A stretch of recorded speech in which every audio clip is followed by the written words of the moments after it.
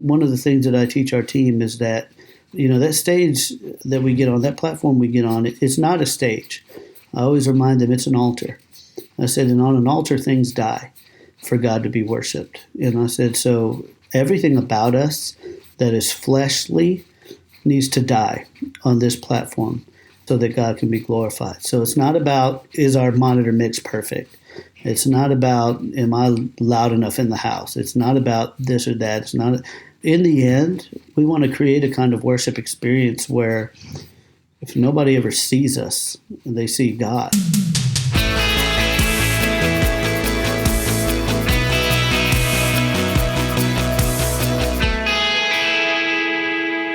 Hey guys, welcome back to another episode of the Worship Ministry Training Podcast. My name is Alex Infiegin, your host. Thank you so much for tuning in to the podcast this month. I hope you're doing well. Hope you and your loved ones are well and your church is doing well. And if you're wondering why I'm saying all those things, it's because I'm recording this in the midst of the coronavirus. So if you're listening in 2022, I'm sorry, that means nothing to you anymore. But just praying for you guys, hang in there. I had the opportunity this month to talk to a very wonderful church in Texas called Celebration Church. I don't know about you, but I love learning from other churches who are doing things really well. And so occasionally what I do is I call a church and record the conversation, and I call it Behind the Scenes at whatever church. And this is one of those episodes. I do it about once a year, and I find it incredibly helpful to see what other churches are doing in their ministry and to dig into all the details and learn how they achieve the results that they achieve at their church. And so Celebration Church is just crushing it. They're doing an incredible job in their heart, their skill, their production value, and everything. And so I called them and spent some time on the phone with them, and I think you're going to get so much out of this interview. It's a longer one than normal, but that's because we go into so much detail and we cover so much ground. So if you want to hear about how other churches do things, enjoy this episode, but also consider calling some churches around you that are doing well. People love to help each other usually.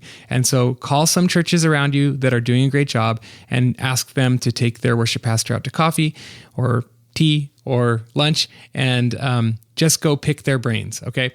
So anyway, before we get into the episode, I want to tell you about our sponsor this month, Planning Center. And you'll hear in this interview how much Celebration Church uses Planning Center. And I've been using Planning Center myself for probably about 10 years now, and I could not do my job without it. It is an incredibly invaluable tool for any worship leader of any size church. If you want to get organized and if you want to have a smooth, well-run ministry, you must invest in Planning Center. It's very cheap and affordable, and the prices are based on the size of your teams. And so they even have a free plan if your team is under 5 people. Over 5 people, I think it starts at $14 a month, and the benefit you get from it far outweighs the cost. So I want to encourage you, if you're listening, stop this, go to planning.center on your web browser and check it out. It's totally worth the free trial of 30 days. Go do it. All right, let's jump into this conversation with Celebration Church, and I'll see you guys on the back end. Hey everybody, I am here with Daniel Gonzalez, who is one of the executive pastors at Celebration Church, a large church in Texas that I feel is really excelling in their worship ministry. So Daniel, thanks for being on the podcast. Hey, it's an honor to be here.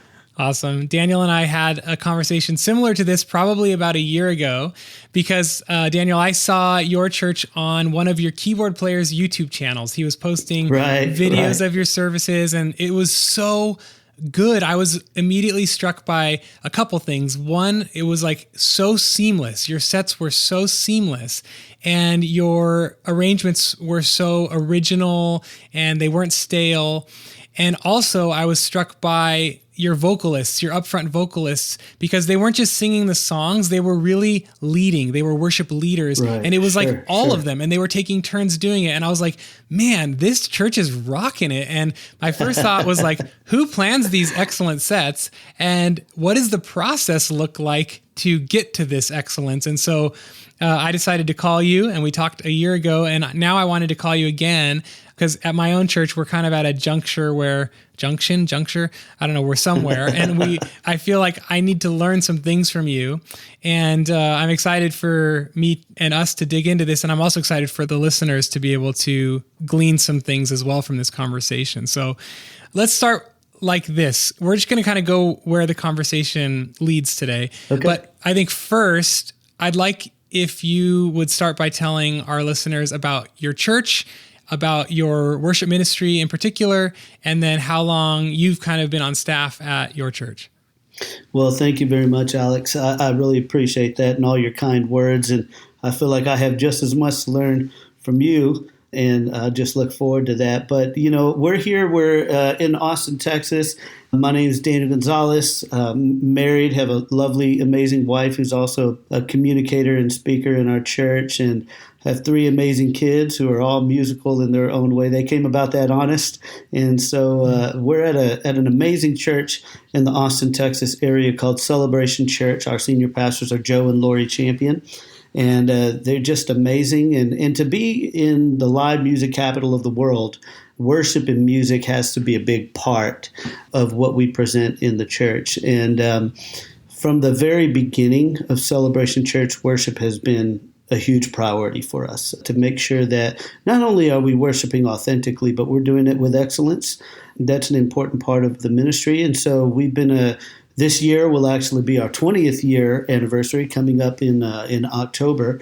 And, one of the cool things about my experience is I actually came in at about year 4. I've been a part of the church for about 16 years now, from when we were in a tiny storefront with a couple of hundred people, which was a mega church to me because I had only been ever exposed to small family churches. And so it was already huge at 200 people.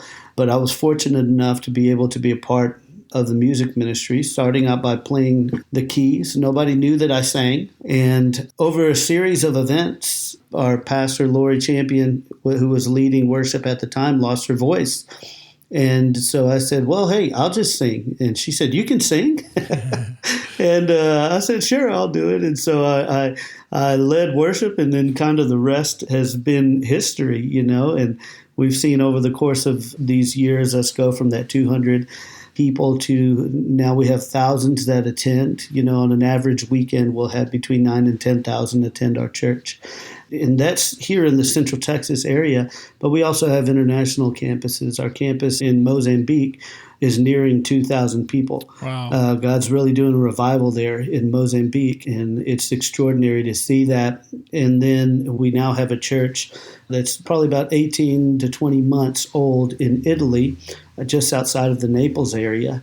And God's doing a revival there. And so worship is really at the center of what we do as a church. We want to make sure that we are a worshiping church, that we're an expressive church. Mm-hmm. Celebration Church, you can't have a name like that and and kind of be settled down and quiet, but God, I think, has really breathed on this ministry, and not to sound cliche or to take any particular Christian phrases and kind of convolute them or anything.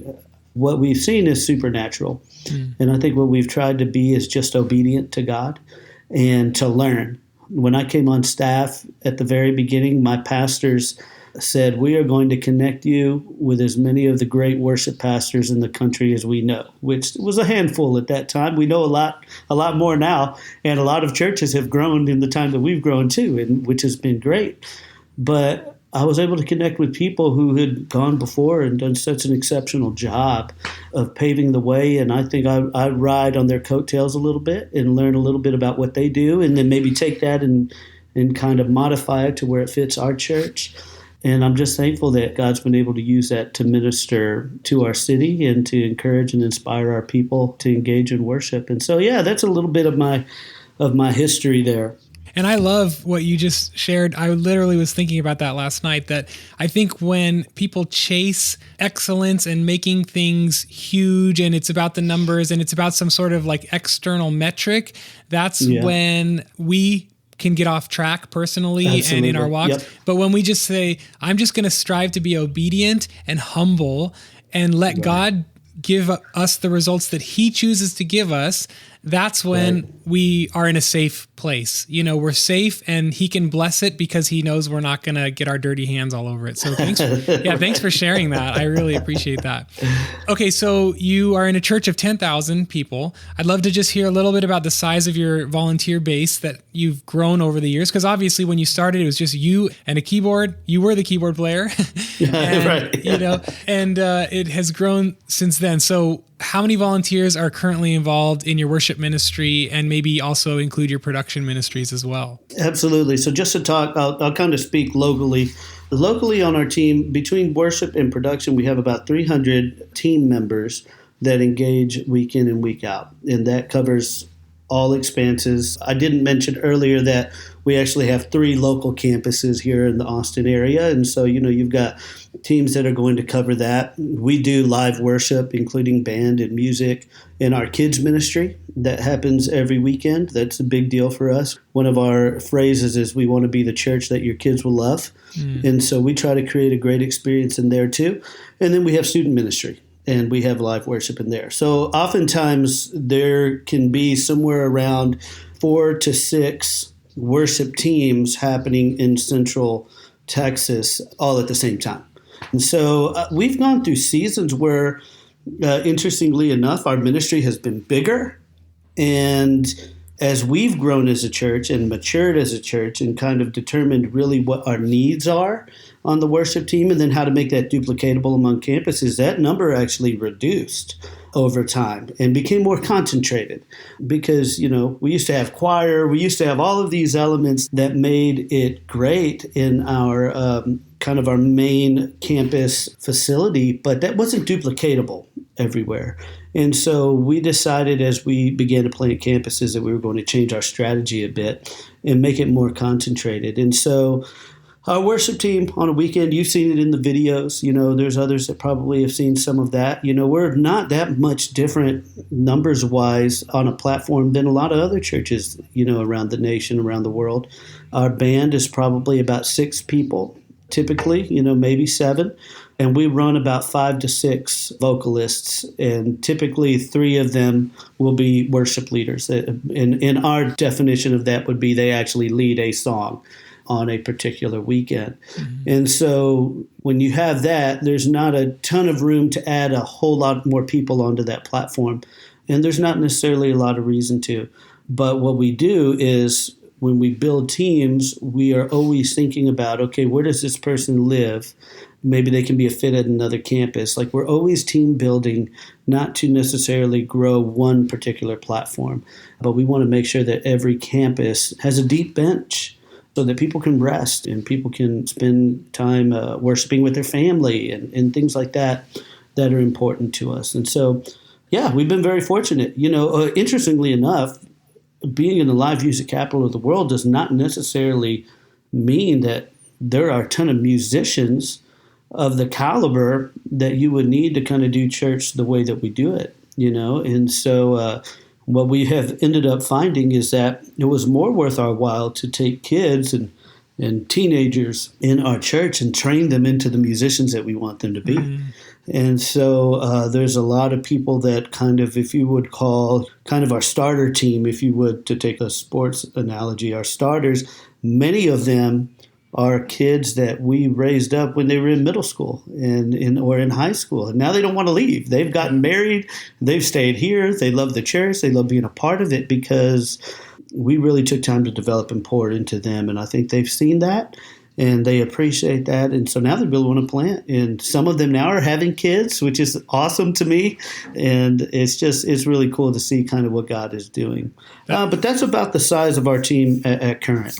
Yeah, and that is so cool that you guys are seeing the young people and shaping them into what you want them to become. We just had last Sunday, a couple of our team members dropped out and we subbed in a high school drummer and a kid who just graduated high school on bass, and they killed it and they did fantastic, you know, and it's like, so I love that you're investing in the next generation. And I agree, it's actually easier to train them because they don't have a lot of musical baggage that they're carrying. Right, you're exactly right. Clean slate. Now, you mentioned something about resting. Mm-hmm. How often are your team members scheduled? I'm sure it's different per team member, but like just an average, how often would they be on platform? A typical average would be 2 times a month, 2 weekends a month. Let me just put it in that term, because there's a lot of our team that we have an occasional midweek student service. There's many on our team that really is a ministry to them that they want to be involved in. So they might do some midweek stuff that we haven't necessarily scheduled them for, but they've invested themselves into the next generation to do that. And so I don't count that. They know what their load is and what they can handle. But on a typical weekend, it's about twice a month. Okay, that's really helpful. So are those student gatherings on Planning Center? Is it scheduled through Planning Center? Yep. So everything you guys are doing scheduled. is on Planning Center then? Correct. Everything we're doing is on Planning Center. The only difference would be there would be a different person who's sending out that scheduling versus the people that are scheduling for the weekend. And so you do want to kind of take into account, okay, if this person has played, let's say we had a conference in there somewhere and they were scheduled that following weekend and now they're scheduled for that Wednesday. Well, it's everybody's responsibility as they are scheduling team members out to kind of look and think about that kind of stuff before you place anyone on a schedule. I think one of the kind of the misnomers of worship and the way that we can create actual dissension between our ministry and the church is that we try to protect people. And I hear people use that terminology a lot, and I don't subscribe to it because it's not our job to protect people. It's not my job to protect necessarily the family that's sitting next to me in the church. They're fully capable of protecting themselves. What our job is to steward that family as leaders. And so what we do is we want to schedule. We want to think about their schedule. We want to have consideration for their schedule and their time with their family. But there are occasional times where one of those family members or one of those members on the team might come and say, hey, I'd really like to get more involved than I am involved right now. Okay, well, I could sit here and say no because I'm here to protect you. Mm-hmm. Or I can say, you know what, that's awesome. Here's some other opportunities, whether it's student ministries. We actually do services in 10 correctional facilities all throughout Central Texas. And those are opportunities for people to plug in. So we make sure that we have an open door for people to let us know, hey, this is a little too much, or I'm going through it in this season. Work has me doing this, has me doing that. I got to back off a little bit. We're very quick to say, hey, I get it. Let's work it out. But we don't want to ever give too much slack to a person where then their next step is right out the door because we kind of lost connection to them. We want to make sure that we're always following up and trying to keep them connected as possible to the church. Yeah. Do you have a team of helpers who are helping you communicate and keep connected to your volunteers? Absolutely. And it's not a perfect system. We're always looking at how to improve things. I think that's important for every ministry. Obviously, we're a bigger church now, so we have more staff in the worship department than we've ever had before. We have 5 full-time staff members that are in the church. And then we have our team leaders, which I may use the term dream team from time to time. That just means our volunteer base. That's what we call them. But we have team leaders within each area. So, for instance, there's a team leader of bassists. There's a team leader of drummers. There's a team leader of maybe altos in our singers. And so we're trying to make sure that those people have someone who's kind of keeps a pulse on what's going on in their area. So that way, if, for instance, we have there's a few challenges right now as we're recording this of one of our worship leaders whose daughter was diagnosed with leukemia. So she's going through a lot of chemo treatments and all these different things where we're just trying to do what we can to help. And it's very easy, I think, with a bigger team to lose sight of the individual challenges that each team faces. Well, thankfully, we have people that were able to reach out and let us know and help keep us connected. So I think it's important to empower your dream team, your volunteer base, to lead at a level that a staff member would lead. That sometimes is, I think maybe we're apprehensive to do that because we feel like it's a burden upon them. But the reality is Jesus says, hey, my burden is easy. So, yeah, identifying who are those people on my team that can lead, I can give them legitimate. If they've got to have a tough conversation, they can feel empowered to do so. They don't got to get a pastor involved every single time something's going down. And I love that. I'll give you one quick example. we had a young kid. This was a couple of years ago. He's way beyond this now. But we had a young guitarist who's just one of these young men who they just have it.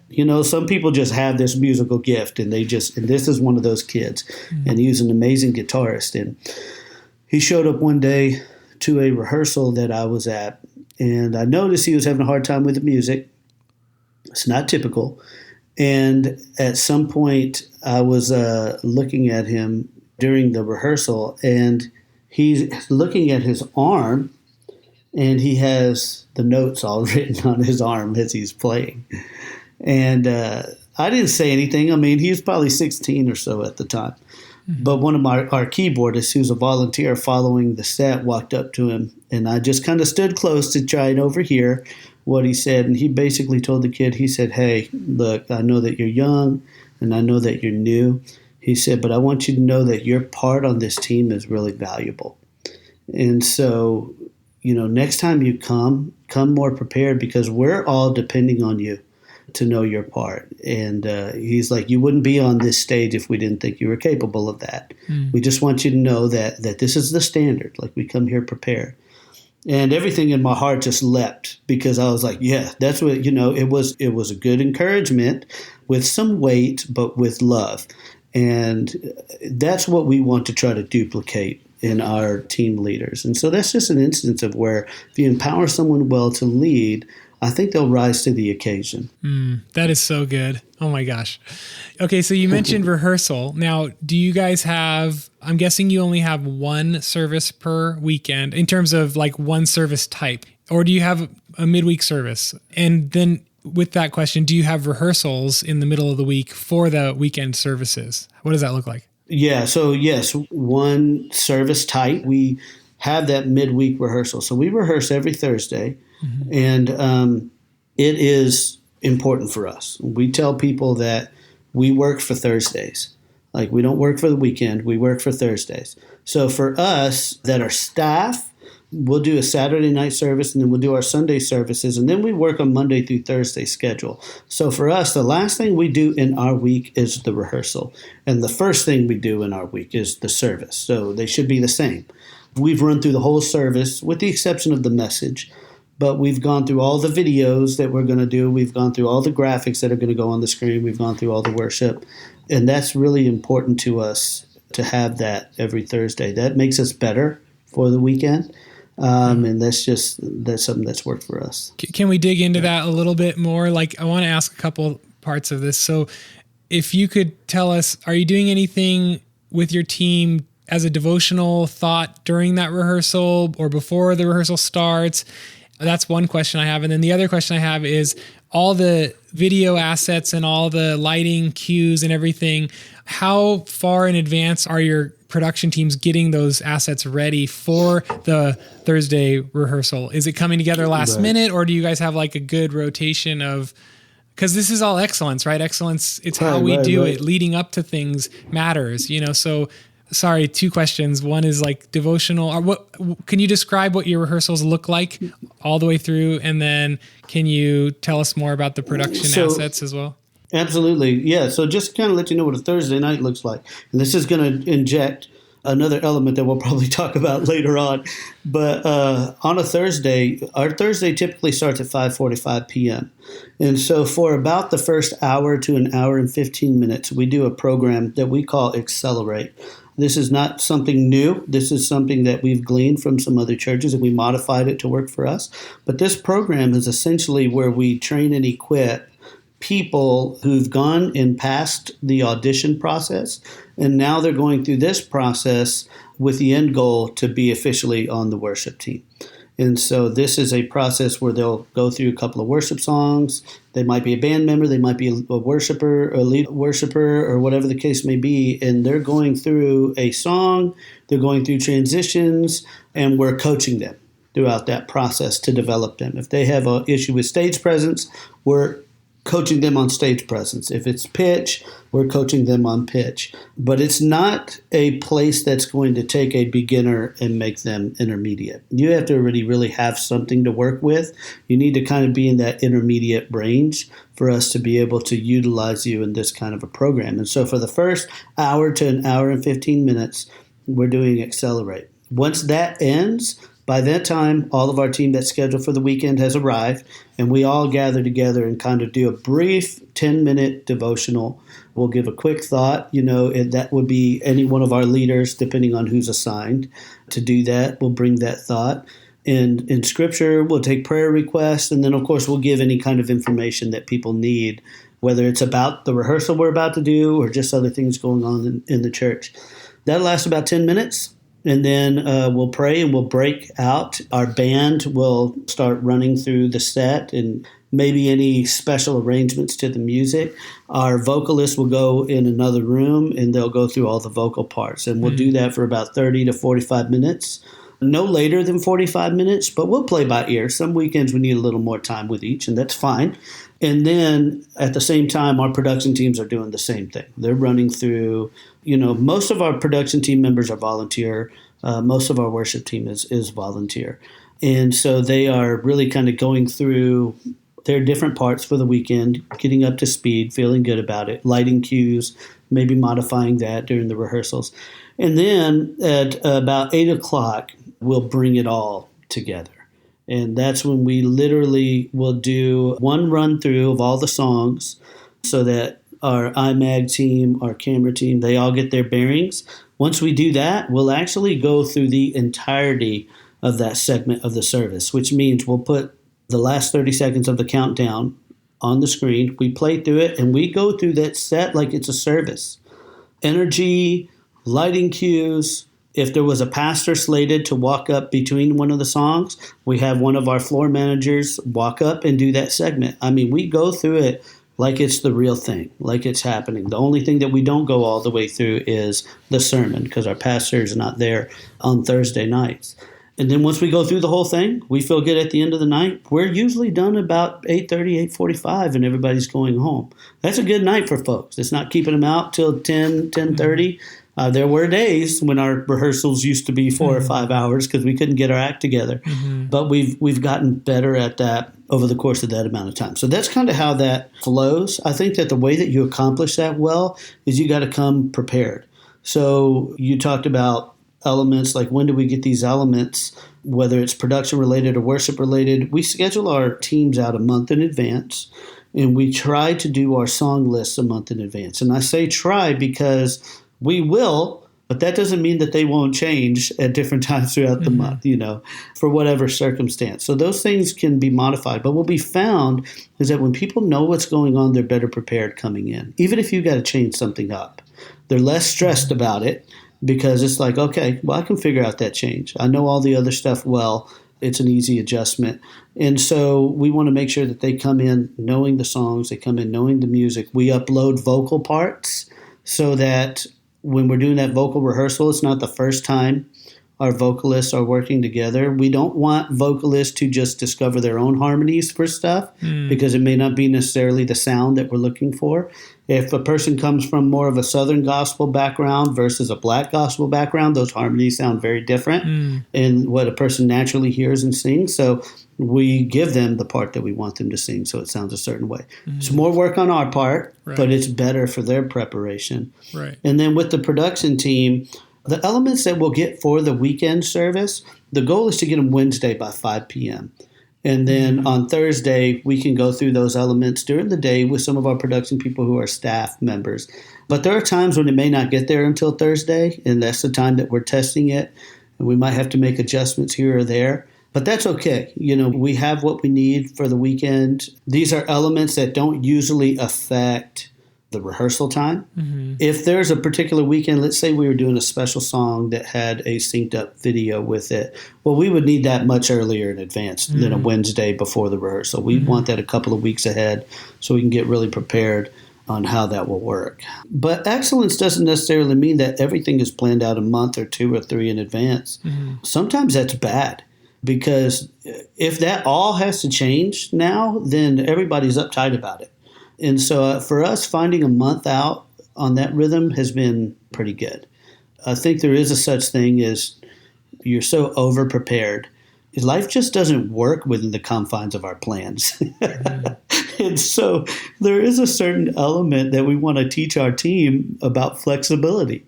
And how do you pivot when you need to pivot? Because that's excellence too. Mm-hmm. Life is not a straight shot. There's a lot of curves that it throws. And you can be excellent when you can respond right, to those situations.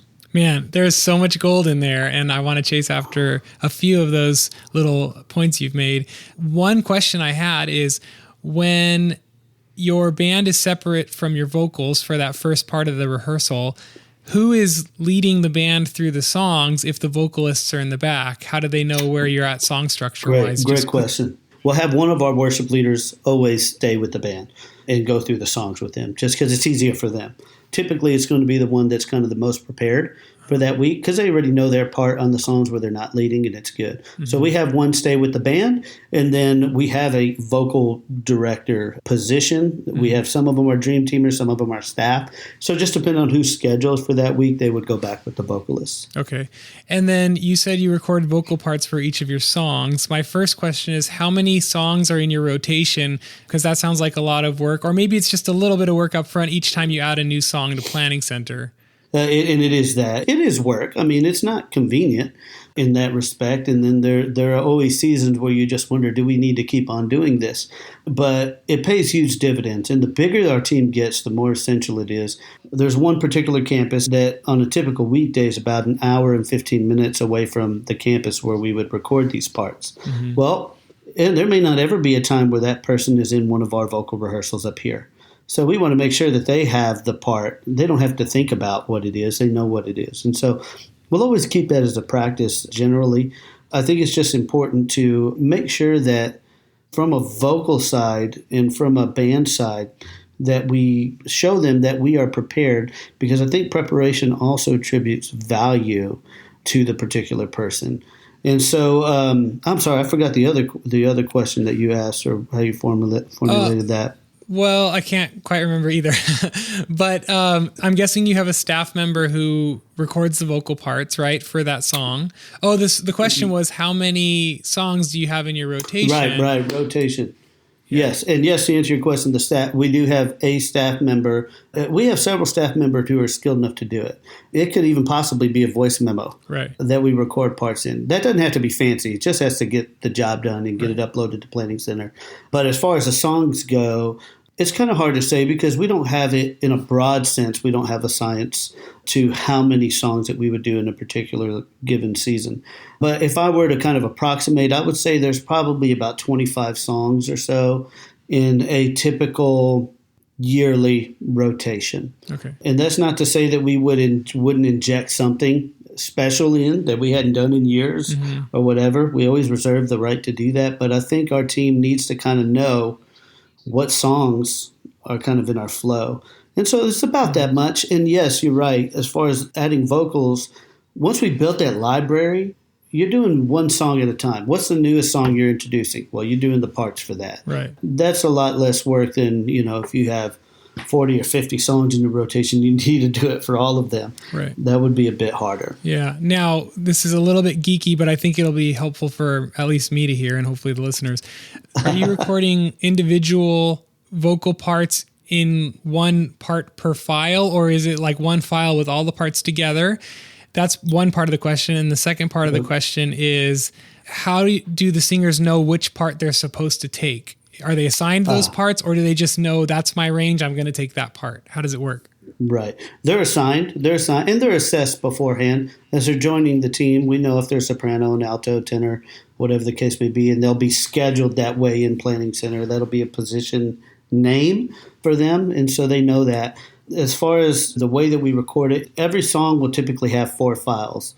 And one will be the file with all 3 parts, so you can hear them, how they work together, and then the 3 individualized files. Now, if a song is typically just verse, chorus, bridge, and they're all pretty much the same, well, we don't need to record an entire song's worth of parts. We'll just cover those 3 sections, right? And then we put that together at the rehearsal. That's so good. It's funny because I kind of gravitate more towards your approach, but not very recently, I took out the music director of Hillsong Los Angeles. Actually, he's Hillsong all of West Coast. And I was asking him similar questions.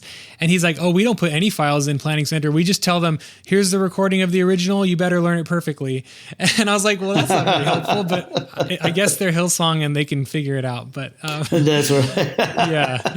Okay, so this has been really helpful. Now, in terms of developing singers, you said you used to have a choir. You don't have a choir anymore, at least on a regular basis. What do you do with singers who they want to be involved, but they're not quite at the caliber that you need them to be at? How do you get them involved or help them grow? What does that look like? Man, that's always a hard question, and I think a constant tension among any church members or any church worship teams in dealing with potential members or people who just, quite frankly, they're never going to be at the level to really utilize them. And I think as your church grows and grows in quality and excellence in what you present, then your standard goes higher. Moving from a choir, we just realized, one, to keep up with that amount of people from a communication standpoint in that season became really difficult for us. And we decided to pare that down. Plus, in a choir, not everybody's great. There's some people in there, they're just completely tone deaf. I don't know how they got in, but they got in. Yeah. And that gets to be a little bit of a challenge sometimes. So we kind of needed to move a different direction there. But as far as singers we have to feel like there's a benefit to working with the singer. So if you've got somebody who has an amazing soloist voice, but they don't hear harmonies very well, that's a person that, from my standpoint, I say, let's take time to work on them and develop them. We'll put them in our Accelerate program. We'll work specifically on these areas. We'll give them some resources. We're very fortunate now in this day and age to have so many amazing resources available at our fingertips that, when the church started, we didn't have all that. You can just do a quick YouTube search and find some amazing videos on how to learn how to hear harmony. So we'll try and give resources and stuff for people to be able to utilize and get better. However, there are always going to be those people that come and you just know it's not going to work. They can put all the work in they want to get to a decent place, but that's not the standard for us anymore, is to have a decent singer on the stage. And so I think for those people, one, if they are really adamant, I want to be a part of this, and my response is I don't know, I don't think this is going to work. I'm not going to just shut them down immediately because they're passionate. I'm going to encourage them then to take another step. I'm going to say, well, here's what I need you to do. I need you to find a quality vocal teacher and work with them and see if there's an improvement in your skill level, and then we can talk again. I said, but that's going to be the only step that you can take, I think, that could get you a step in the right direction if this is something you really want to do. Most people are not going to do that. They're just going to kind of bow out. But in a lot of cases, I just have to let the person that I don't think this is the best fit for you, but I can think of some amazing places where I think you'd really enjoy serving. And that could be, around a church, there are many different places. I think the important part of that situation is I or anyone on our team have to be willing to hand that person off to another leader in the church who can now implement them into another ministry. So it's not enough for us to just say, no, you didn't make the team, and you never hear from us again. This isn't American Idol. This is the church. And These are people who, for whatever reason, this was important enough for them to audition. And so we want to make sure that it may not be a step onto the team, but it might be a step in their journey with Christ or their faith walk that's going to put them in an area of ministry that they're really going to thrive in. That's so good. Now, you mentioned auditioning, and one of my questions was about how you develop your singers into worship leaders, but I'm guessing that's going to be answered as we talk about your Accelerate program. Now, your Accelerate program sounds like it's kind of your audition process, not your audition process, but it's the step for people who are ready to move into being part of the team. So what is the actual first step of getting someone involved? What does the audition process look like? How do these people find you, or how do you find them? And then how do you put them into Accelerate, and what does Accelerate look like? Well, there are two channels for getting involved, and this gets a little bigger outside of just our department. We have a process called Connection Point, and a lot of churches would call it a growth track process where people get involved, whether it's through membership or get involved on a serving team or in whatever capacity. We have a similar kind of process that ultimately at the end of it, you can determine the top 3 teams I'd love to serve at. And so at that meeting, that final class, we're going to have a worship representative there to answer all the questions of those that want to get involved. The next step from there is they would submit an audition video. So we do everything through an audition video. It's easier. It's less hurtful to feelings if it doesn't work out, all of that good stuff. So people would send in an audition video. And then we have a team, like I won't even see those audition videos.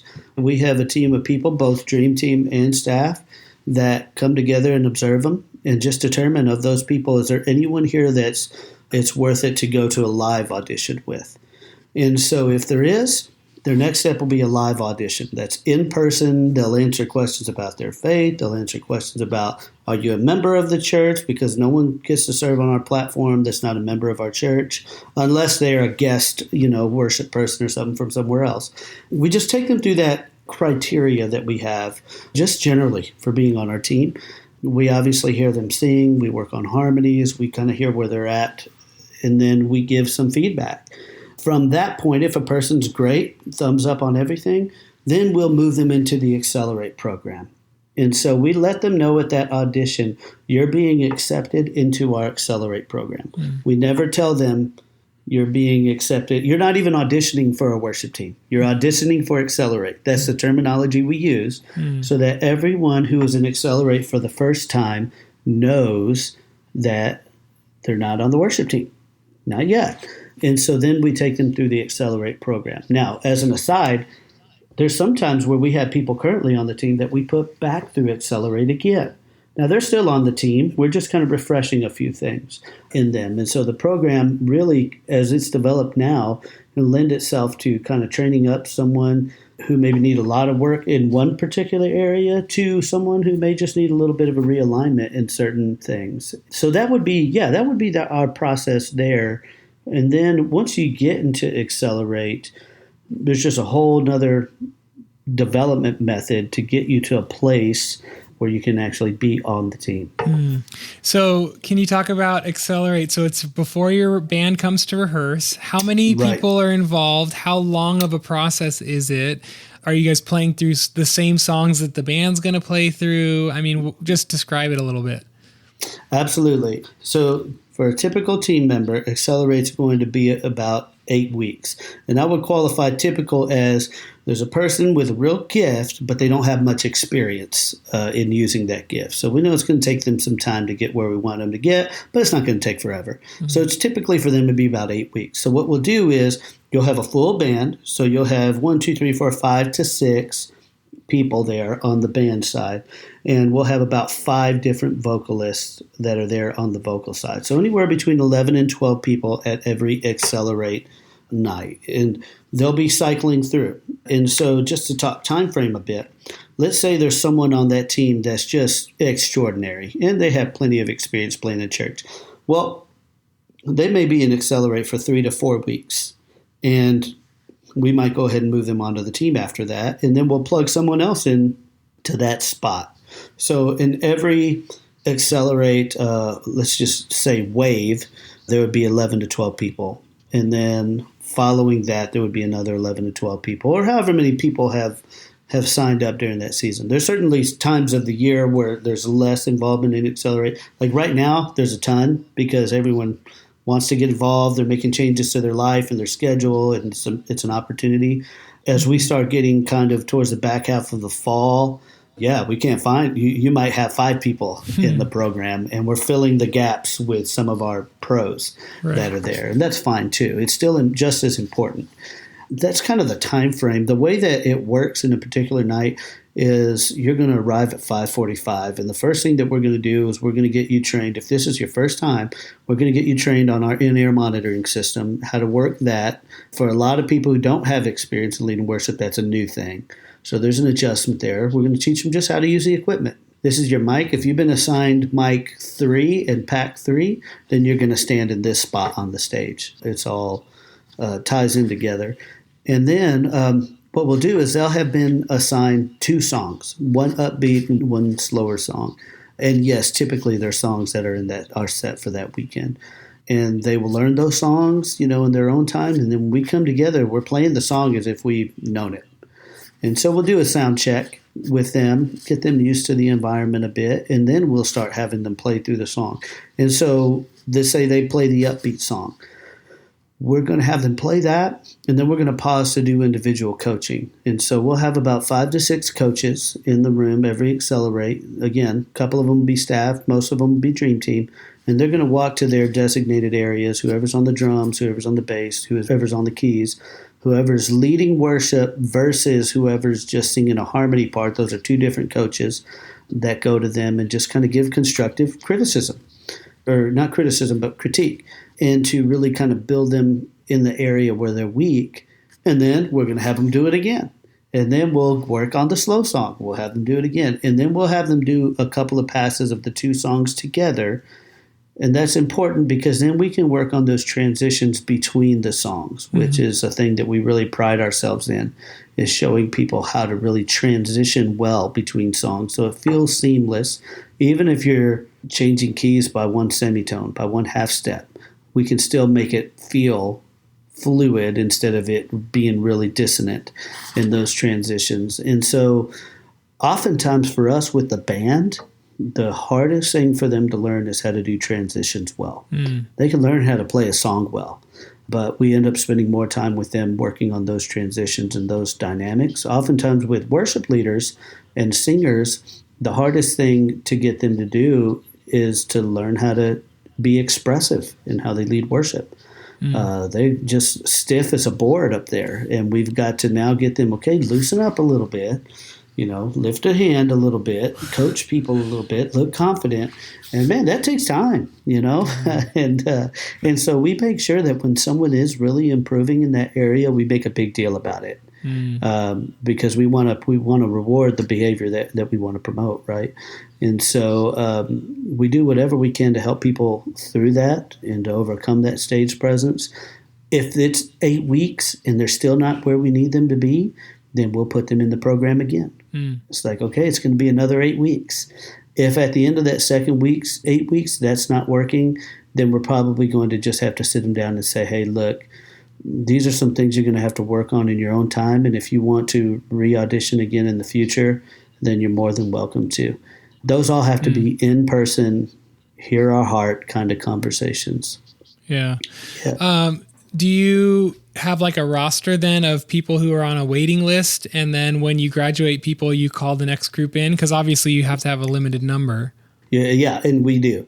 Again, some seasons are busier than other seasons. And so what we're going to do is we're going to kind of assess the skill level, and we're going to start with the person who is most likely to be able to graduate early out of the program, because then we can get another person in a lot quicker. And so that's just more of a logistical thing. And the reality is, we only got 1 drum set up there. Right. So oftentimes what we'll do is we'll schedule one of the guys to be in the drummer seat, and then we'll schedule another drummer to be at Accelerate who's just watching. And they're going to be the next one in that seat in some time. And so that secondary scheduling is really, that's just at the mercy of the coach. They kind of determine that part. So those are kind of the details where I don't get it too far into that, because I trust our coaches to kind of know their crop and who they're trying to train and what they need to be exposed to. Right. And your coaches some of them are volunteers, just the team leads. Most of them.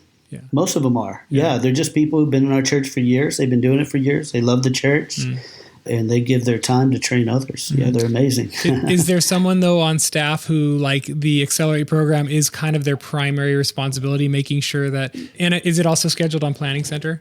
It is scheduled on Planning Center. And yes, I wish there was someone on the team where it was their primary thing. It's not. There is a person who runs with the scheduling of it, but really right now it's a team effort. I do think that as we grow as a staff, that's one of the things we'll do. Someone's main responsibility is going to be making Accelerate work, because it's so profitable for our ministry. It's like, if you really want people who get your culture and get your style, man, that's the way to do it. Yeah. So it's so genius. Good job. Thanks. So one of the things I was thinking of is you have all these new people coming in and they're bringing, like you said, their own style, but you're trying to form them into the style that Celebration Church is. But what about tone, like keyboard tones and electric guitar tones, bass tones? Do you guys have like your own set of gear that they play on, or do they bring their own? And if so, how do you make sure that the tonal consistencies stay at the level that you want it to be? Yeah, so that's I don't want to say it's a tension that we manage per se, but tone is subjective, right? And so you do get to kind of a place where, you can get two amazing guitars side by side and they have different preferences and different things. And so there's a few things that we do that are pretty universal. For instance, our amps, they'll use our amps, whoever's coming in. We have the same amps, so we can at least know that we're going to get pretty similar gain and volume levels and even tone to a certain degree. Will be, as long as they don't come in with a ridiculous pedal board that just completely changes all of that. And then what we do is we encourage certain pedals. And I say encourage because the reality is there's stuff that we would prefer that some people just can't afford. Right. And when you get into purchasing pedals and everything for different places, that can get really expensive and two, really difficult to maintain because, pedals break a lot. And so one of the things that we started doing at our campuses, we don't really do here at the primary campus, but is we'll use the Line 6 Helix pedals there. And then what we'll do is our music director here will build certain presets within those pedals that are universal and good go-tos for people to use. And that kind of helps to make sure our sound and our tone are similar. So that's one thing that we've begun doing. And that's working right now for our campuses, especially. It may be even something that we adopt here. I don't really know. But the quality of tone in our guitarists here at this campus is much higher. So, I trust them that when they're walking in, they know what we're going for. Yeah. And they don't get far from the mark on that. Yeah.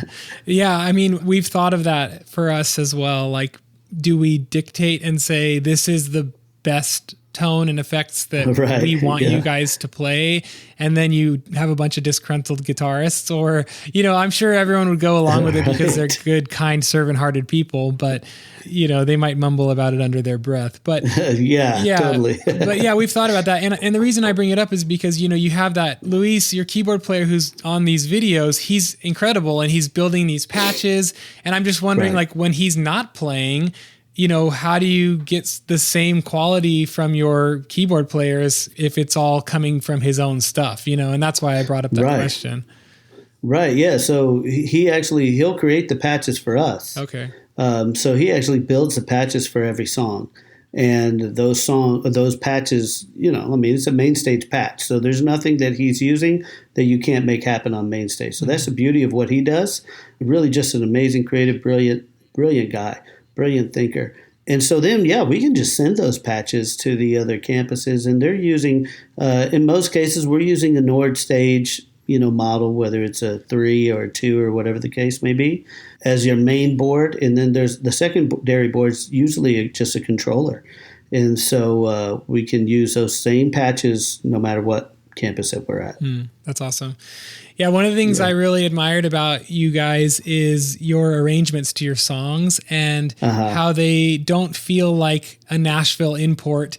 I know you guys do use some backing tracks, but you don't sound like, it sounds exactly like Phil Wickham's version down to every little tonal detail. There's your own church's feel to the arrangement. So can you share a little bit about that, how you guys get that creativity from your team and you're not just like mimicking the album exactly? I mean, there's definitely, inspiration from the album and the bones and the, even the guts are there, but the hair color and the jewelry is a little different. So how do you guys go about creative arrangements?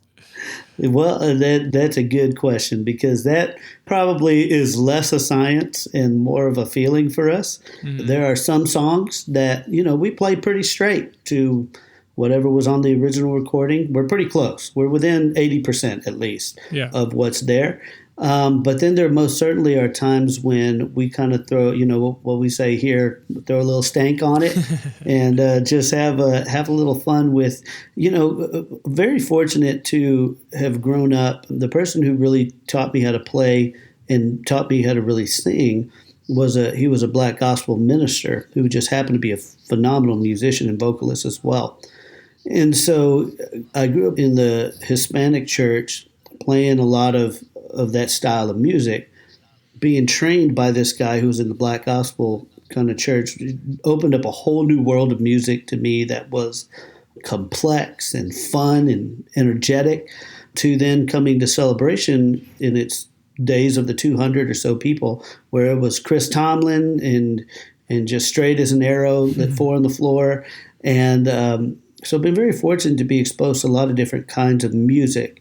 That's a part of who we are as a church. One of our mottos in our church is we're a church that looks like heaven. In other words, we want to celebrate every race, every background, all of that. And so we want to make sure that we inject that. So there are sometimes seasons where we're just like, man, a little bit of that's coming out. Like we need to incorporate that. I'm speaking from my experience, but the reality is there's a lot of people on our team who have similar stories.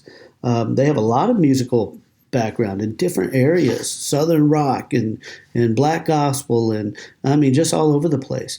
And so they have ideas. I think one of the limiting factors of a lot of churches' music programs is they see the style as a brick wall limiter. Like that's the parameters. It's a brick wall. And I see the parameters as a threshold. It's like there's a little bit of give there. Let it give a little bit. Now, don't let it give so far that it breaks, but let it give. So if one of our keyboardists in the middle of a rehearsal is feeling this certain passing chord that sounds really gospel-y, I'm not going to stop the music and say that's not how the record goes. I'm going to say, hey, man, if you were feeling that, maybe we should all do that. Let's see what it sounds like. Or if someone is feeling a particular motif or a particular break in a song, they might just do it in the rehearsal. And we might all really like it and decide, okay, let's do that again, but this time let's all do it together and let's see what it sounds like. It can turn into something really, really cool. So I have to be willing to give enough freedom and liberty for our band members to do some things in rehearsal that not necessarily on the record, because we might find something beautiful and really go with it. Or we might determine, oh man, let's not do that because there's something similar on the next song and we don't want to, or whatever the case may be. And that's okay. They don't take offense because there's an ability to kind of risk a little bit and not feel like you're going to get beat up for it. And it could turn into something, honestly, just pretty amazing. And in some cases it has. As we're recording this, we're about to do a conference where we've taken the song Waymaker, and which everybody's singing that right now, man, just an amazing song. Mm-hmm. Well, we decided, hey, we're going to give this a little more of a gospel flair, just change up a couple of chords. And man, it turned into an evolution on this song that I'm like, we're almost going to have to record it and get it out because people are not going to believe how we did this song. And you'll see it at some point. It'll be on where you can watch it. And you'll know what I'm talking about. But it evolved because of team members coming in and saying, oh, well, what if we did this? And what if we did that? And this works with this. And we just allow them to create in that way. Now, here's the thing. And this is where I don't know if I'm the one to give people liberty in this or not, but if they feel like I am and if they would be willing to take it, I say go for it. Not everything arrangement-wise that we do at the main campus is necessarily duplicatable at every other campus. Mm-hmm. And that's okay. That's okay. The skill levels are different. And so it doesn't make us better. It doesn't make them not as good. It just means it may not work there. Or maybe just skill level. Maybe they're just not there yet, but they can be soon. So what we'll do is we'll let them know what we did, and they can opt in, or they can just say, you know what, it's going to be a little harder for us. We're going to keep it straight. It doesn't change how impactful that worship experience is going to be for that campus. Not to the people that are attending, right? Because they weren't at the rehearsal. Mm-hmm. And so it's okay to do that. But sometimes it's accident. Sometimes it's intentionality. Sometimes if we're getting bored with a song, but we know our people are not getting bored with a song, then we might put a spin on it and make it fresh for us. And that's okay. As long as it doesn't get to a place where it's unrecognizable. Right. I think for people, because our chief goal is not to please ourselves, but it's to please the heart of God, right? Lead people into worship. But I think you can do that while having fun, being energetic, maybe doing a mashup. We're always looking for mashup opportunities to connect songs. I think that's fun and unexpected for people, and they seem to really enjoy it. Kind of takes it into like a sixth gear. Yeah. And we're observing. We listen to a lot of music, and there might be something that we glean from somebody else. Throw it in. Why not? That is so cool. Yeah. Now, I'm curious about how you manage tracks with that mindset, because I have a couple young people on staff here who are pushing me. I've always been like anti-tracks. I'm like, no, if we don't teach our band to execute, the arrangements the right way, and we just start filling in the gaps with tracks, then they'll never get better. And so I've been like, that was my philosophy for a long time. But now they're like, no, it's just like little subtle things here and there that we can add. How do you guys find flexibility while you still use some backing tracks? Because I do believe you use some backing tracks. Is that correct? Yeah, we do. Yes. That is correct. Different people will have a different perspective on whether to use tracks and how to use tracks. We're pro tracks. We love using them. We're not pro over using them in that the track is doing the heavy lifting and we're not. When we think about it practically, these tracks are recorded with 15, 16 to 20 different keyboard parts. Well, there's only so many keyboard parts two guys can play. And even as great as Luis is, he only has two hands at the end of the day. Yeah. And so we will typically it's the auxiliary stuff that's in the track. It's a little weird, little synthy stuff that's just, we're going to stay to the main parts that are iconic, but those little spices and stuff that are in there, we may have them in the tracks, or rises, certain things that are more effects, special effects, than like an actual musical part. And then we have obviously the click is going.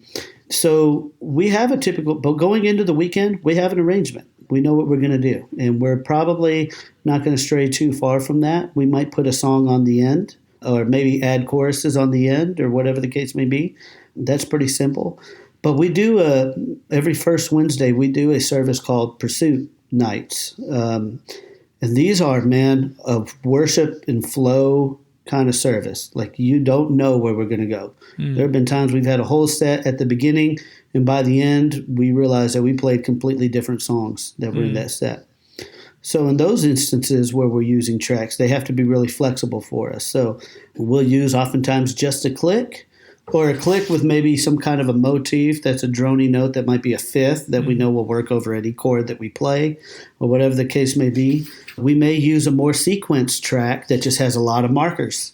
Has a marker in front of verse, marker in front of pre-chorus, marker in front of chorus. And that just means that our MD is going to have to do a little more work on jumping around if we decide to repeat a chorus or a verse that wasn't in the arrangement. But the great thing about Ableton and using, whether it's multi-tracks or loop community or whatever, is that they're built to be able to come back in on that downbeat if you need to switch that up. One of the things that we've been experimenting with lately is the playback system from multi-tracks right now. And we're actually using that at one of our campuses, our newest campus, which we've been seeing amazing results with that. So that's another opportunity that, if anyone listening or whatever looks that up, it's a lot simpler than the Ableton and multi-track combination. It gives you a lot of flexibility. If you're the type of team who we are at times, you do a lot of MIDI syncing or time coding, it may not be the best platform for you. That's where you want that Ableton effect, but it's something that we're definitely looking at from ease of use and ease of volunteer use. But we try to create those tracks to where they're flexible for us. Like, that we shouldn't be working for the track. It should be working for us. And so that may take some training. It may take an MD training a little more on kind of getting around the what buttons to hit per song, all of that. But it's worth it for us. Now our team, they prefer to use tracks. Even in nights where we flow and it's just, we're still using tracks 85% of the time. Even if it's just a click. Right. Yeah. We definitely use click, and I have conceded to let them try track, so we're gonna do it. But I'll report back to my listeners. I'll probably make an episode about the pros and cons of using tracks. I want to talk. You said transitions are huge for you guys, and I have noticed that in watching your services, your guys' transitions are just flawless. So, because it's not even just that you're transitioning from song to song so seamlessly, but from even band to speaking moment back to band, it's like incredible to watch. Right. So, share your mindset on transitions and how you do them and all that. Well, I heard it said once, and I think it was Jensen Franklin who said it years ago, that a relay race is won or lost in what's called the transfer zone, of whether you transfer that baton. And so that, to us, the transitions are the transfer zone. It's the handoff from one thing to the next. So we want to make that as smooth as we can possibly make that. So when we're creating maybe a set, maybe we just feel like this is really the song set, then we're going to start thinking about things like, okay, who's going to lead the song, which is going to put it in a certain key, which if that person sings it, the best key that's going to serve them well is, let's say it's D major. And our second song is going to be somewhere in the key of G, let's say the key of G. And our final song might end up being somewhere in the key of B flat. And we've got to get now to 3 completely different keys for different people. So we're going to think about that, and we're going to start thinking about what those transitions are going to feel like and look like. And so what we'll do is we'll kind of know it's pretty easy to get from a D to a G, circle of fifths, but it's a lot harder to get from a G major key signature to a B flat key signature, and it feel great. And so I'm going to think about those things in my head. And if I can get kind of just a little geeky for a moment, I'm not a music theory major or anything of that nature, but there's a lot of music theory that does go into my thinking. I'm going to be in the key of G major, and I know that I'm going to go to a B flat, then I'm automatically thinking, okay, the thing that makes G major is the third, which in this case would be a B, which does not work well with a B flat. Mm-hmm. So what I'm going to do is I'm going to tell the band at the end, hey, I want you to hit a G chord, but I don't want anyone hitting the third, which means all my guitarists, that last G chord is going to be a power chord for you. For all my keyboardists, it's going to be a G with no B. I don't want to hear a B anywhere on that last note of the song. I'm going to hit that G without the third. We're going to ring that out. And then I'm going to have them now, because you have no reference for whether it's major or minor as it starts to sit there, I can easily now have them walk up from, let's say, a G without the third. Now the next note up will be an A on the left hand, an F on the right hand, and then the next note up will be a B flat. Then all of a sudden that G without the third actually turned into a G minor, and nobody even realized it. But you're wondering, okay, how did that feel so natural? It's because we were intentional about taking the one note that made it a major out, so you can kind of palate cleanse for a little bit, and then we were able to kind of sneak one by you by getting it into B flat. So that gets a little into the weeds of kind of how I think about some of those transitions, but I am always thinking about that. How do we make it seamless? Now, the biggest part of a transition is the music director. Like for any church that can, where equipment will lead you or allow you, you need to have a music director. You need to have someone who's talking in all the ears of the band members and the vocalists, ideally. If you're using wedges, it may not work, but you could probably still talk to the band at least, because that MD drives the bus. That's what we say. Like the worship leader might be in the passenger seat. The worship leader might be the navigator and say where we're going. But at the end of the day, if there's a deer that runs in front of that bus driver is going to make the decision about what to do, not the passenger. Mm-hmm. And so you have to have an MD that you're willing to trust with that. And they're going to fail a few times. You have to be willing to allow them to do that. But they're the ones who are thinking about the spacing in between a song when we need to go into the next song. How do we need to do that? So if we end a typical song, end note, we kind of like to do a swell at the end of the song as we end it. Our music director, while we're swelling, is going to start counting in the next song. He's going to hit that click. 1, 2, 3, boom. And then we're into the intro of the next song. So we don't let anything fade out before we're ready to go into that next song. And that all of a sudden makes them feel like they're connected, even though they're really not naturally. We just kind of force that connection. And it works. And we practice that a few times to get it right. and get the feel right. When one of our singer or our pastors comes up and prays, let's say we end a worship song like King of Kings or something that's just a big triumphant, big note at the end, where they're swelling. He's coming up and he is exhorting the people to praise and to worship. And now he's about to go into a quick thought before we go into prayer. We're going to swell. Then our music director is going to count 1, 2, 3, and we're going to softly come into either the chorus progression or bridge progression, whatever kind of fits that moment. And we're going to play that really softly. Our band's going to accommodate that. We're going to play that underneath him. If he starts ramping up and he's getting excited and people are getting excited about what he's saying, we're going to build the dynamic behind him. Like, we're here to serve. We're here to create this atmosphere. And if God's saying something that's resonating with people, then we want to, so we might swell again. We might go back into the song again. But we're always ready. One of the things that, and again, this might be, I don't know how in the weeds you want to go on this kind of stuff, but I'm down. This is a full exploratory journey, so let's go. Okay. So let's say in the case of he's ramping up and we're wanting to go back in the song. The scariest thing for people, if we're in a song like Beautiful Name, and he's ramping up, but we're in the middle of the chorus, right. We're not at a place to go right in at the top. What I always coach our team is, no matter where we're at in that chorus, if he's ramping him up into, then we're going to begin singing where we're at. So what that looks like is, instead of starting from the top, what a beautiful name it is, what a beautiful name it is, the name of Jesus Christ our King, the name of Jesus. So we might be coming in where we're building. We're not quite in that, what a beautiful, we're not there yet. We're kind of towards the end. Well, where we ramp up the music, we might only sing the name of Jesus. What a beautiful name it is. Boom. So we're going to start singing wherever we're at, instead of just leaving a long space of no singing until we get back to the top of the chorus. Needed to hear that. That is so good. Oh my gosh.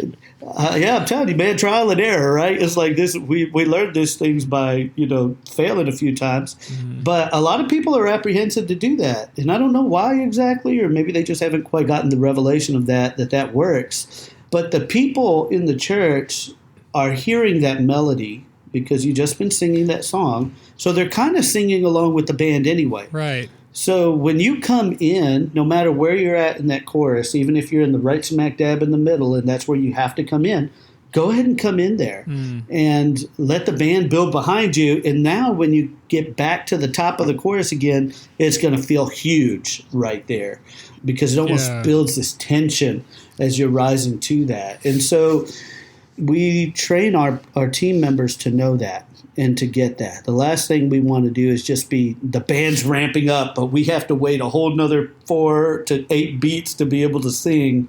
And we're not going to do that. We'll just come right in where we're at and then jump into the song. And so we're thinking about that. We think about the songs that we do behind offering.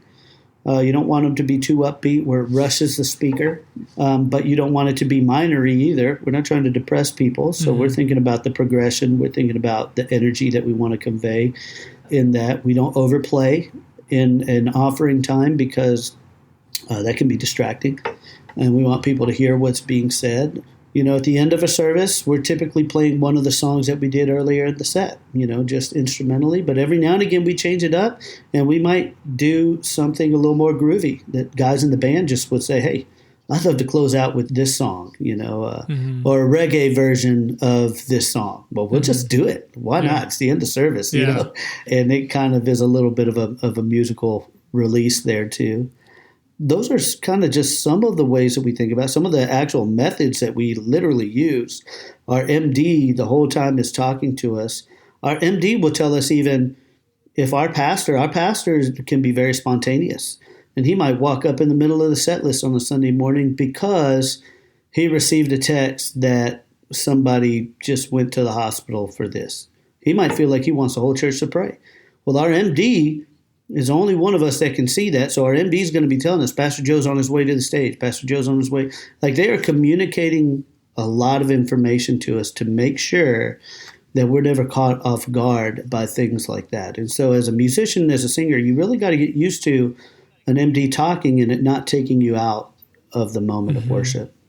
Yeah. So the MD, I did want to talk a little bit about that. I'll put a link to one of your videos in the show notes, or you can send me your favorite one. It doesn't matter.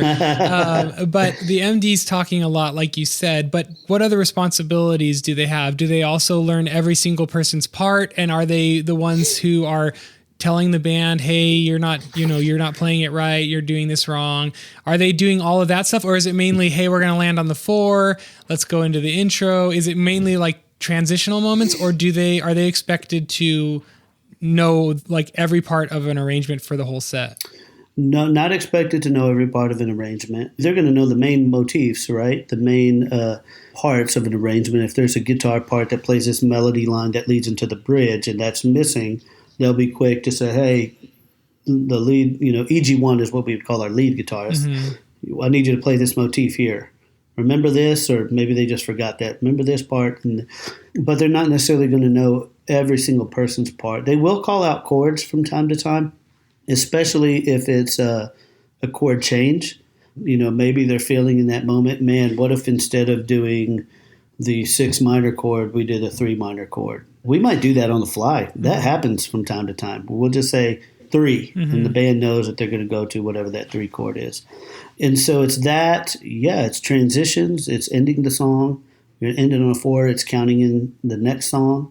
They're kind of more the driver from that standpoint. They're getting us where we're going and taking whatever avenue they feel in that moment is the best way to get there. They're serving the worship leader because a worship leader might need something done a certain way. The MD is there to serve, but once we get into the service, they're there to drive. And so it is a big responsibility. And what we don't want to do is, in reality, a lot of those parts and things of that nature, we've gotten it to the team enough in advance and with enough quality that they could learn that on their own and bring that. Yeah. Last musical question I want to ask you, and then I want to just talk for just a second about the production side as well. But for the musical side, we didn't even talk about your set building process. I was surprised to hear that you are picking songs kind of based on the singer's prime range, and you're just picking keys. Because at our church, we always try to like pick relative keys, and even if it's a little too low for me, I'll still go with it just because it'll flow better into the next song. But talk a little bit about your set building process and what goes into that. And obviously you're looking at your singers scheduled for that week as you pick songs and keys. So what else could you tell us about how you make great sets for your church? Well, like I said, we try to be out a month in advance. Ideally that's the case. We don't always hit that in every single case, but that's the goal. And so oftentimes we want to do the songs first. Like, are we introducing a song? Or, is there a song really hitting right now? If we know what the sermon series is there a song that really resonates with the series? Like, we're thinking about that kind of stuff. So we want to get that out. And then that kind of informs vocally who needs to be scheduled to be able to do that. Like, who really fits that song? We're doing this song, Never Lost by Elevation Church. I don't know if y'all know that one. It's kind of a gospel-y kind of vibe, kind of with a swing beat to it. It has like an old school rhythm to it, and very gospel-y kind of progression. Well, we want to make sure the right person sings that song. Someone who has soul, someone who has a lot of range, because there's a lot of places that it goes. And so I'm not just going to put anybody on a song like that. And so I'm thinking about that. I'm thinking about the keys, because there are times where we might key something that's a little lower for one person because it works better with the rest of the set, especially if we're doing a mashup. That's okay. Like, I don't say that we have to do it that way or we have to do it the other way. But what I will say is when I was introducing the Never Lost song, I knew who I wanted to sing it, and I knew for them to just slay it, it needed to be in a key that was probably about 2 whole steps higher than most of the other gals on our team can sing. Yeah. And I wanted this song to go over, and I wanted people to get behind it, and I needed the energy that she was going to bring to it, and she crushed it. Now, honestly, it don't matter what key we put that song in. People already bought in. They love it. And so we can change that up. But I do want to make sure that I'm setting our vocalists up for success because I also know that they do their best. I know the struggles that I have. I'm a higher range singer. And so, the songs that I sing, I like them mostly, if it's an upbeat, it's going to be B or C. If it's a worship, it's going to be D or E. Like that's where I like to be because that's where I'm best in my singing. If it gets much lower than that, there's not as much projection I can do. And so then I would just opt to say it might be better that someone else do this song because I won't be able to do it justice as they would be because their range is more suited for that. Mm-hmm. So when we think about singers, we also want to make sure that they're going to be able to lead that song at their best. And that may make it a little higher than what you would typically do for a congregation, but that's okay. I've found that we are more successful kind of when we do it that way.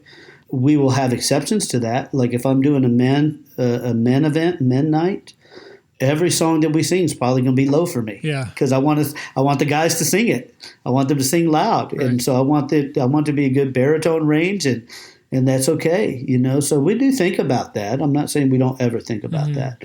It's actually on our minds a lot. But I think we kind of weigh, okay, what's best going to represent the song? How's it best going to connect with people? And for certain songs, it might be better for it to be keyed for that vocalist than for the congregation. So we'll do that, and then we'll figure out the keys that will work and that we really like, and then we'll start to kind of think through the transitions. Because what we have found is we can make any key connect to any key. We just have to take some time to figure out how to make them connect. Yeah. So good.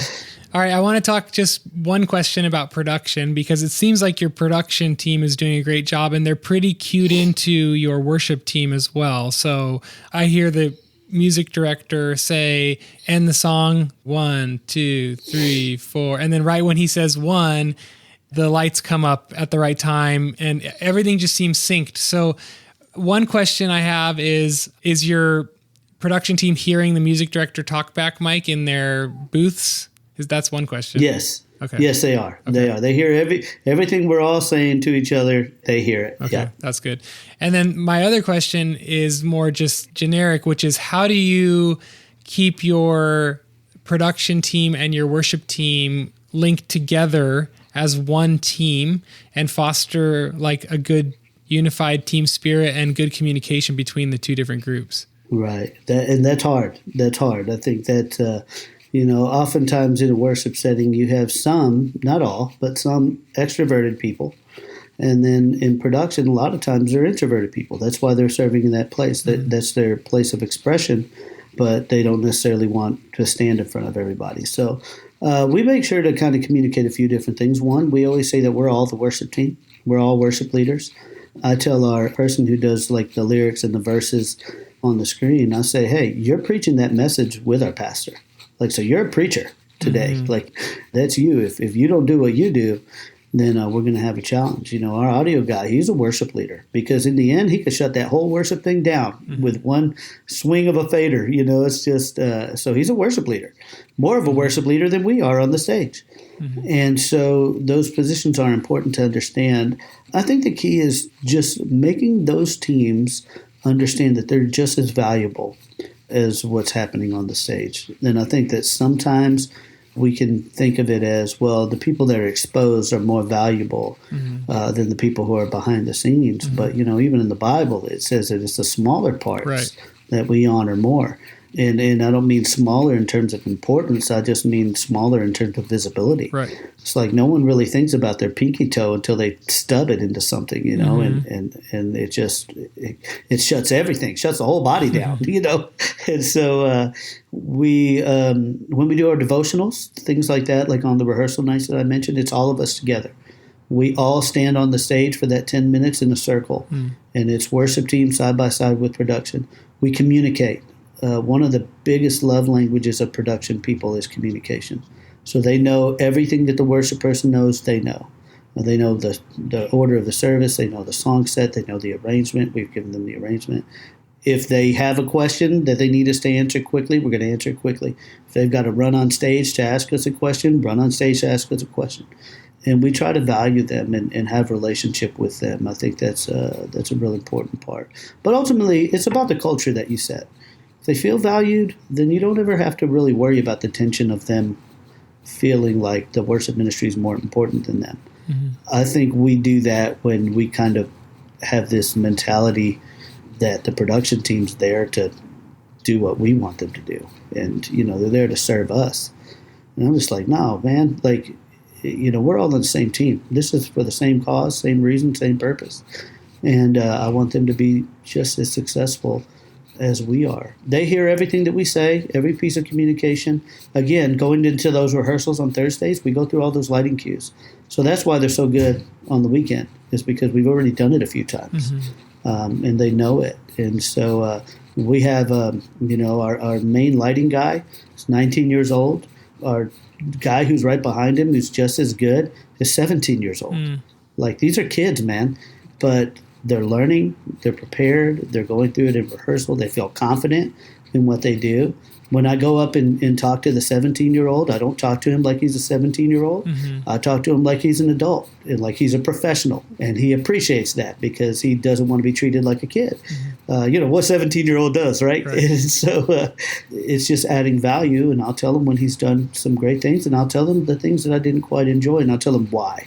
I think that's the most important thing to do with a young person. You don't just tell them what to do, you tell them why, so they can get that young. And man, for me, live production is so important to the church, at least the way that we do church. And I would never want to devalue them. I want to make them feel just as empowered as anyone, who's on the platform singing or playing an instrument. So good. Oh my gosh, Daniel, thank you.